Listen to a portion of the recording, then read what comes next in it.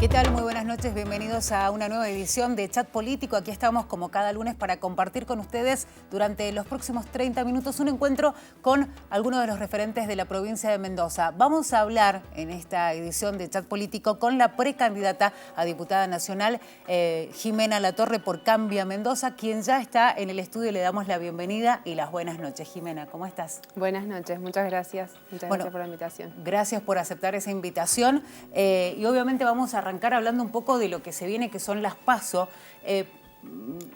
hablando y analizando un poco más allá de lo que significa la elección, porque muchos dicen, bueno, el 11 de agosto se va a estar eligiendo a los precandidatos, pero el día lunes siempre, cuando hay una elección, los especialistas hablan de que eligen los mercados, más allá de que no es una general, pero sí una PASO que de alguna manera muchos indican es como una especie de indicio, sondeo de lo que puede pasar en la general. ¿Cuál es su opinión?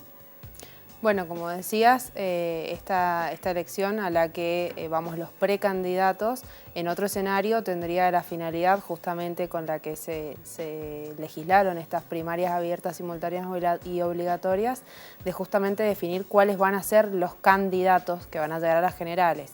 En este caso, como ya cada uno de los frentes están definidos y tienen sus candidatos, o sea, no hay internas dentro de cada frente, bueno, a mi entender han perdido su razón de ser en esta situación en particular, no en general, no en otros momentos quizá, pero sí en esta situación en particular.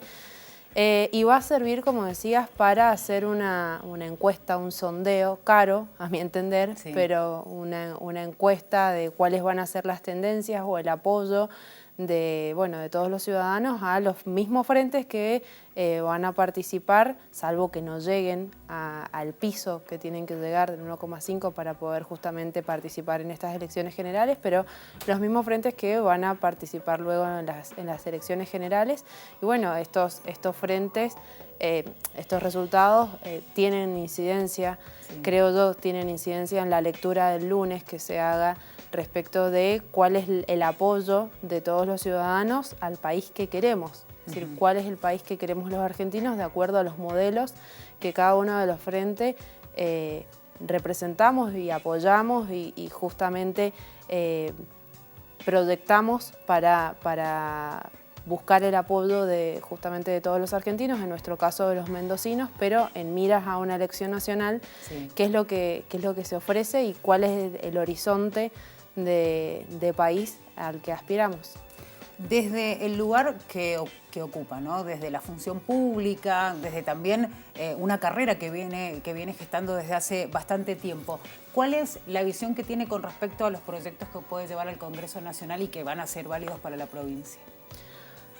Bueno, desde mi rol siempre he intervenido en materias relacionadas con los servicios públicos, en su momento en lo que era Dirección de Transporte, luego Ministerio de Transporte, luego ya como funcionaria, no como asesora de planta, sino ya como funcionaria interviniendo quizá en algunas decisiones de funcionario efectivamente relativas a la política de ejecución de los proyectos en servicios públicos, en la Secretaría de Servicios Públicos a través de mi cargo de asesora de gabinete y de jefa de gabinete de servicios públicos y actualmente como presidente del EPRE, como te digo, siempre relacionada al transporte, a la electricidad, al agua y saneamiento también, que era una de las áreas que se manejan desde la Secretaría de Servicios Públicos. Y en ese sentido creo que puedo hacer algunos aportes importantes en materia que me interesa mucho, como es la producción energética y en la comisión que a eso se dedica en el Congreso. Y luego, relacionado también con esto, con la posibilidad de acceso y con las conexiones y la disponibilidad necesaria para que la producción exista y avance y crezca, también en materia de producción, también en materia de economías regionales, sí, que es algo que los mendocinos necesitamos fortalecer y posicionar, y en asuntos constitucionales, obviamente por mi profesión, soy abogada, sí, y porque me interesa mucho defender y ponderar los derechos y garantizar los derechos, colaborar en la garantía de los derechos a través de su reglamentación, y en eso la Comisión de Asuntos Constitucionales permite hacer los aportes que desde las distintas provincias, con las distintas realidades que nosotros conocemos, porque si bien los derechos son universales y todos tenemos los mismos, las circunstancias y las realidades que se viven en el interior del país determinan que hayan algunas protecciones que tengan que ser intensivas o diferentes de acuerdo a las realidades que vivimos todos los argentinos. Jimena, desde ese lugar que ha ocupado en lo que son los servicios públicos, sin duda eso es como una especie de termómetro, ¿no? Cuando uno habla de las necesidades de la gente. Sí, sí. Los servicios públicos son básicos y esenciales. Y bueno, si bien tenemos servicios públicos justamente esenciales como son la salud, la seguridad, la educación, tenemos otros servicios que por el devenir de las tecnologías y de las necesidades justamente de los usuarios se han vuelto o se han convertido en esenciales también, como son la electricidad. La energía eléctrica es muy importante y de hecho hoy tenemos electrodependientes por razones de salud, tenemos electrodependientes por no tener acceso a otras energías. Y es, como decís, un termómetro en el cual la posibilidad de acceso y la equidad en el acceso justamente determina las posibilidades que tienen de desarrollo tanto individualmente como socialmente los mendocinos en nuestro caso.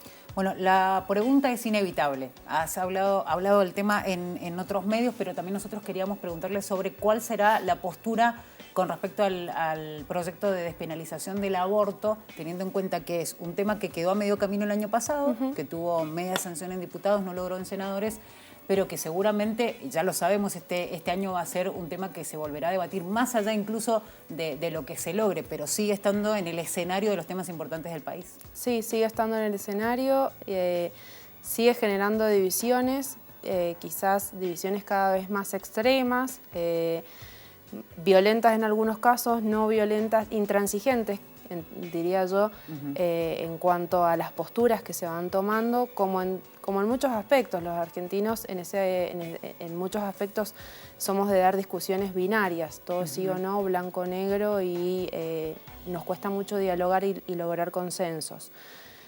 Creo que lo que pasó el año pasado, de que no se logró convertir ese proyecto en ley, faltó la media sanción de Senado, y el tratamiento que ya hoy se perfila en el Congreso con los mismos intereses en juegos y las mismas rivalidades que se vuelven a presentar, ameritan que le demos la intervención a todos los argentinos.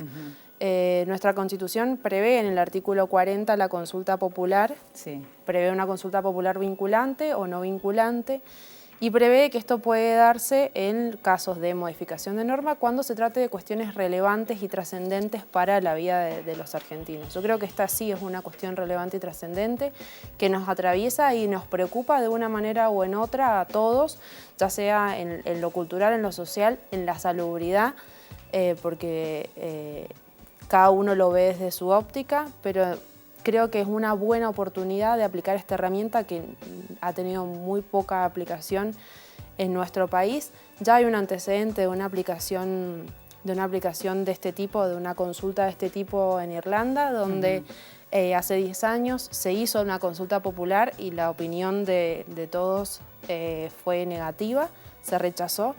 10 años después, en 2018, se volvió a hacer la consulta popular y todos los irlandeses aceptaron, o sea, la mayoría, votaron por la aceptación de, en el caso de Irlanda, la derogación de una enmienda constitucional que era la que no permitía la legalización del aborto. Y luego se trató en el Congreso el proyecto y efectivamente se logró la despenalización. Yo creo que nuestro país tiene que primero comprometerse sin que exista esta polarización con quizá minorías más ruidosas o menos ruidosas que otras, más representativas o menos representativas que otras, y que todos tengan la posibilidad de expresar a través de la mejor forma de expresión de la voluntad popular, que es el voto, cuál es la intención que tiene, y de ahí saquemos la conclusión más democrática de todas, que es a través del voto. Bueno, Jimena, vamos a ir a una pausa, enseguida vamos a seguir hablando de otros temas, nos vamos a meter mucho en lo político, en la designación, por ejemplo, de Pichetto en la fórmula presidencial, vamos a hablar un poco del tema, pero también un poco la opinión de lo que es el frente opositor, para que de alguna manera tengamos un poco el panorama de su opinión, ¿le parece? Ok. Estamos con Jimena Latorre, precandidata a diputada nacional por el Frente Cambia Mendoza aquí en Chat Político. Recuerden que en www.unidiversidad.com.ar pueden volver a ver este programa y los anteriores de Chat Político. Ya regresamos.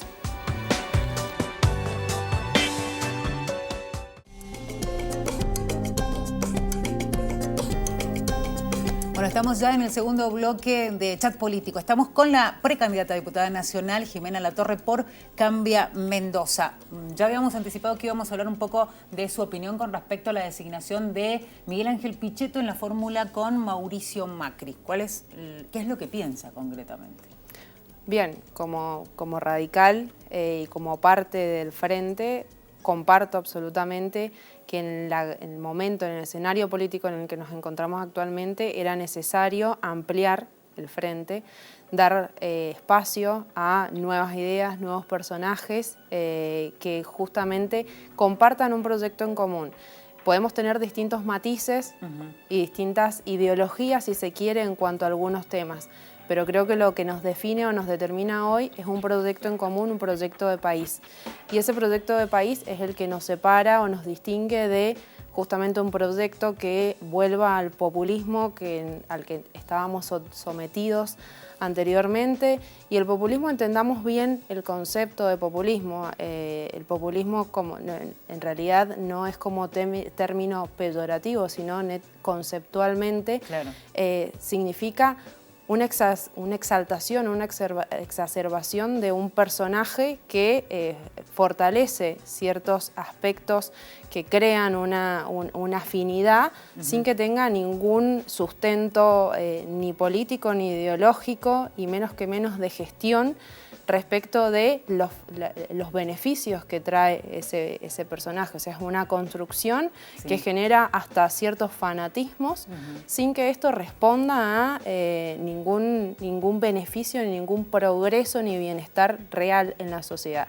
Entonces, esto es algo que creo que de ninguna manera podemos resignarnos a volver, y creo que en este escenario político era necesario unir todas las fuerzas, que tengamos este proyecto democrático de país y republicano de país para poder transitar juntos justamente una transición hacia este país que queremos, en el que luego, de acuerdo a las ideologías o la letra fina de este proyecto que queremos, podamos ir cada vez avanzando y definiendo nuevas posturas. Pero hoy era necesario que todos en un frente común podamos dar el salto cualitativo y no volver atrás. Bueno, inevitablemente tengo que preguntar la opinión sobre, más allá de que ya definió algo, ¿no? La fórmula Fernández-Fernández. Justamente, en algo me adelanté entonces, porque la fórmula Fernández-Fernández creo que es, creo que ninguna figura exacerbada y exaltada de un líder que no es tal como la de estos dos referentes políticos, que bueno, la fórmula en sí ya tiene una contradicción y algo muy raro. Hoy vemos las presentaciones de campañas tanto de las listas de legisladores como de los candidatos provinciales a gobernadores, en los que se presentan con la vicegobernadora, con la vicepresidente, perdón, candidata a vicepresidente, y sin el candidato a presidente, sin la cabeza de lista, fuerte, como figura fuerte. Entonces ahí vemos el líder populista totalmente exacerbado y sin el sustento de un modelo que haya dado buenos frutos. Bueno, nos vamos a venir al panorama local y vamos a hablar de este freno que se ha dado a la posibilidad de obras que van a beneficiar a los mendocinos, y que ha venido obviamente ese freno por parte de la oposición, específicamente del peronismo, y estamos hablando de tiempos que son fundamentales y estamos a contrarreloj, ¿no? Sí. Porque hablamos de un préstamo del BID que se va a vencer y que esto parece una especie de tratar de embrollar un poco la situación, digo, pensándolo desde el lado de Mendocina, que obviamente quiero que avancen las obras que nos benefician.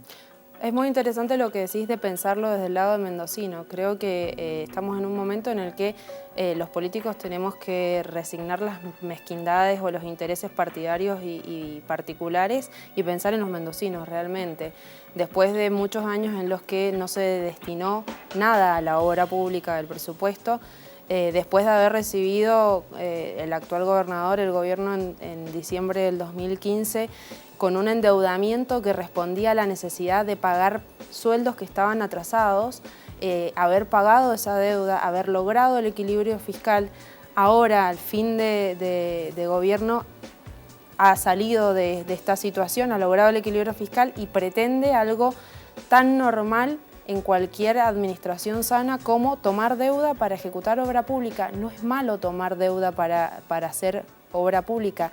Es lo que ocurre, y menos BID, ¿no? En una tasa como las que otorga el BID, con 5 años de plazo de gracia, con 20 años más para la devolución de estos préstamos. El BID es un organismo multilateral que justamente se dedica a esto, a brindar créditos a tasas bajas para ciudades en vías de desarrollo. Nosotros tenemos esta oportunidad muy importante para la provincia, para el bienestar de los mendocinos, porque realmente tanto la Ruta 82 como los demás proyectos, el del reciclado de los residuos sólidos y el acueducto ganadero de La Paz, son realmente proyectos que apuntan a la producción, que apuntan a la comodidad, al bienestar, al desarrollo de la provincia. Y me parece que negarlos por el solo hecho de que estamos en una época de contienda electoral no deja de ser una mezquindad y una chicana política que afecta, como siempre, al único afectado en estas situaciones, que es el ciudadano. ¿Y qué opina sobre Anabel Fernández Sagasti, que va por la gobernación por el peronismo y que además se ha mostrado cercana a muchos proyectos, o algunos proyectos, vamos a decirlo así, del gobernador Alfredo Cornejo, y que hoy está evidentemente y muy marcada esta diferencia en la vereda enfrente, más allá de que dijo que quieren analizar las condiciones de este crédito, ¿no? Me parece un buen gesto la intención de analizarlo, justamente resignando estas mezquindades y teniendo en cuenta de que si bien cada uno está en la vereda de su partido y estamos frente a una contienda electoral, ninguno de los dos, en ninguno de los dos proyectos, ninguno de los dos partidos, en fin, tienen que perder de vista el objetivo último, que es el desarrollo de la provincia y el bienestar de sus ciudadanos. Entonces, en ese contexto, no importa de quién venga la idea, si está bien desarrollado, si es un proyecto que tiene una buena finalidad y que va a permitir este objetivo, me parece que es sensato avenirse a tratarlo. Si hay dudas, a evacuarlas, claro. Y con un gesto realmente de elevar la discusión política, claro, dar la discusión y lograr los consensos necesarios para concretar los proyectos. Bueno, rápidamente el balance que hace de la gestión de Alfredo Cornejo. La gestión de Alfredo Cornejo realmente logró para los mendocinos algo que parecía muy difícil de lograr en tan poco tiempo, que es el orden, que es que podamos estar hablando de obras que se han concretado y otras que están en proyecto, teniendo sobre todo en cuenta el caos del que veníamos. Veníamos de 2 muy malos gobiernos, muy malos, y esto te lo puedo decir con conocimiento de causa porque, como hablábamos recién, yo era asesora legal en el Ministerio de Transporte en la gestión anterior, en la gestión del gobernador Pérez. Entonces conozco bien cómo trabajaba el gobierno desde adentro en la gestión anterior, si bien desde entonces yo ya era parte de otro partido, pero claro, mi tarea era eminentemente técnica y veía desde ya cómo se estaban manejando la administración pública, las finanzas públicas, cómo se estaba descuidando y malgastando el erario público y cómo no se estaba haciendo nada respecto a los servicios y respecto a los proyectos que le den realmente calidad de vida a los ciudadanos. ¿Y cómo se imagina una gestión de Suárez si llega a la gobernación? Me la imagino como continuidad, realmente, que es lo que nos ha faltado. Entiendo que el gobernador Cornejo, como te decía, logró salir del barro, logró esa estabilidad, logró ordenar la administración y ningún Estado puede proyectarse hacia adelante si no puede pararse en firme y lograr el equilibrio que logró Cornejo. Pero bueno, falta tiempo para concretar los proyectos, o sea, ya estamos en 0-1, diría yo, podemos avanzar mucho más y eso depende de que estos proyectos que ya están en cartera, que ya están a punto de ejecutarse y otros más, no se trunquen y no volvamos hacia atrás a este desfinanciamiento, a este descontrol, a esta administración, si se quiere, haciendo analogía libertina o caótica que se tenía, y sí seguir en el camino del orden. Jimena, vamos a ir a una nueva pausa. Ya venimos con el último bloque. Tenemos un montón de temas para hablar con usted. Vamos a elegir porque nos queda poco tiempo, pero realmente es una charla muy interesante. Bueno, ¿me parece? Muy bien. Estamos en Chat Político. Recuerden que nos pueden ver en el canal 30 de la televisión digital abierta y en el 22 de Super Canal HD. Ya regresamos.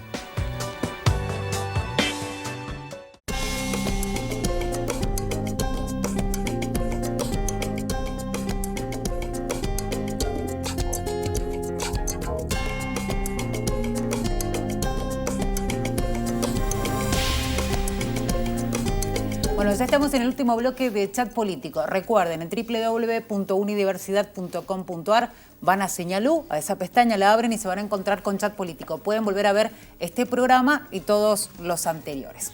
Estamos con Jimena Latorre, precandidata a diputada nacional por Cambia Mendoza. Y vamos a seguir hablando sobre todo ahora de la gestión que ha llevado adelante en el EPRE. ¿Qué balance hace, sobre todo teniendo en cuenta que hubo avances importantes? Por ejemplo, el tema de multar a aquellas empresas que no brindaban los servicios como correspondía. Bien, el balance es un balance corto hasta ahora porque en mayo se cumplió el primer año de gestión en el EPRE, pero creo que hemos logrado grandes resultados y hemos empezado a concretar algunos de los objetivos que nos proponíamos. Al inicio me propuse algo que me pareció absurdo, que no hubiese ocurrido antes, que era justamente obligar a que las distribuidoras bonificaran a los usuarios las sanciones que les aplicábamos por prestarle una mala calidad, un servicio en mala calidad, o no prestarle el servicio.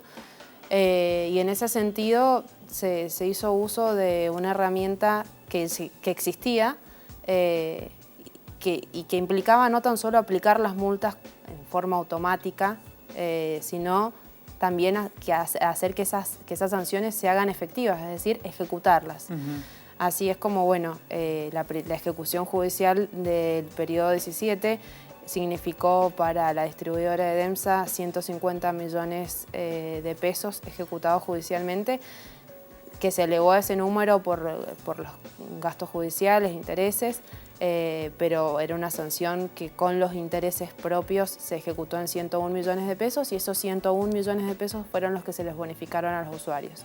Igualmente, no creo que sea óptimo el balance a la fecha porque me queda el sabor amargo de que las sanciones no tienen fin recaudatorio, sino que muy por el contrario tienen un fin orientador de inversión.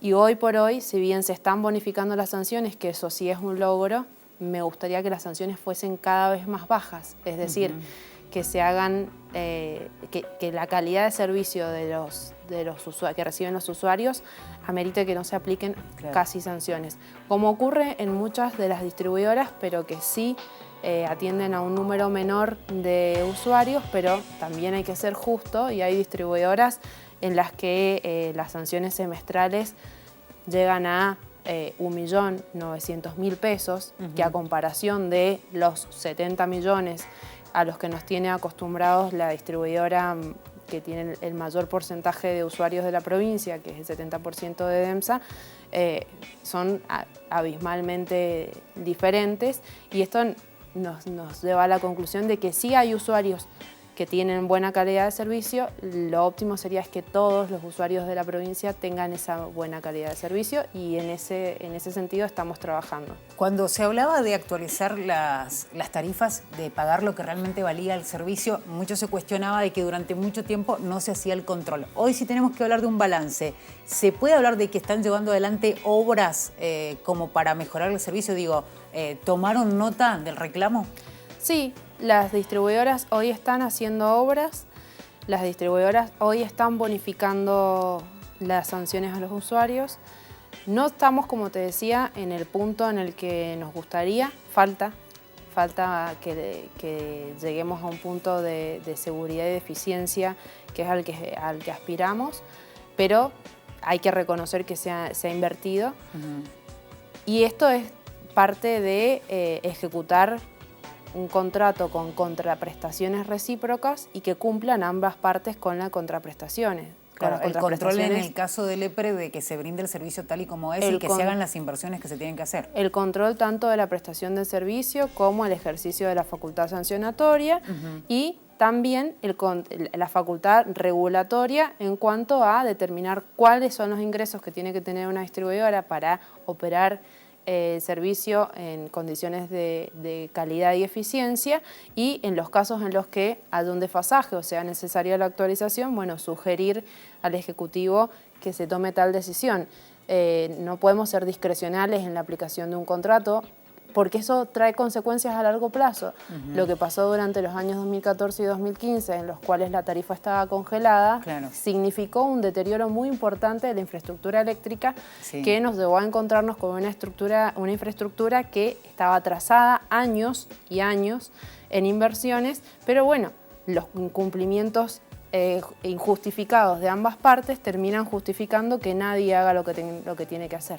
Bueno, vamos a hablar de Portezuelo del Viento, porque se estuvo esperando esto, fue el gran anuncio de estas últimas semanas y sin duda uno se pregunta, más allá de que se ha hablado de lo técnico, concretamente, ¿cuál es el aporte que le va a hacer a la provincia, a la matriz energética de Mendoza, Portezuelo del Viento? Portezuelo del Viento es un proyecto que si cualquiera que tiene un poco de memoria y años recuerda que es un proyecto que ha trascendido gobiernos y que viene pospuesto y no se lograba el financiamiento. Algunos porque no lo reclamaban, otros porque lo reclamaban y no lo lograban. Bueno, se logró este financiamiento, se logró concretar los proyectos para poder efectivamente licitarlo. Estamos hablando de un proyecto de gran envergadura que va a aportar mucho a la matriz energética a través de energías limpias, energías renovables como es la hidroeléctrica.